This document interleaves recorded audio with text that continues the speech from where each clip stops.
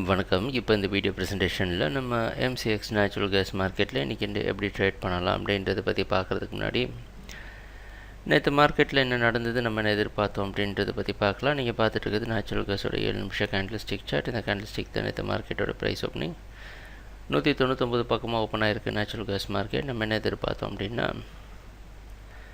Market செல்லிங்க்கு சாதகமாக இருக்குன்னு நினச்சோம். ஓப்பன் ஆனது மார்க்கெட் தொடர் சரிவை கொடுத்து 197.2 வரைக்கும் மார்க்கெட் வந்திருந்தது. அதுக்கப்புறம் படிப்படியாக போய் 199 பக்கமே க்ளோஸ் ஆகிருக்கு. சொல்லப்போனால் ஓப்பனிங் க்ளோசிங் நியூட்ரல். இன்றைக்கி மார்க்கெட் 200 199க்குள்ளே ஓப்பன் ஆகிறதுக்கு வாய்ப்பு இருக்கிற மாதிரி வெளிநாட்டில் இருக்க எம்எக்ஸ் மார்க்கெட் வச்சு பார்க்குறப்ப தெரியுது.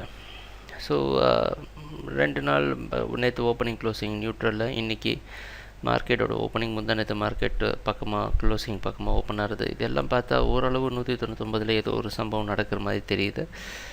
ரிஸ்க் எடுத்து ட்ரேட் பண்ண நினைக்கிறவங்க மார்க்கெட் வெயிட் பண்ணுங்கள்.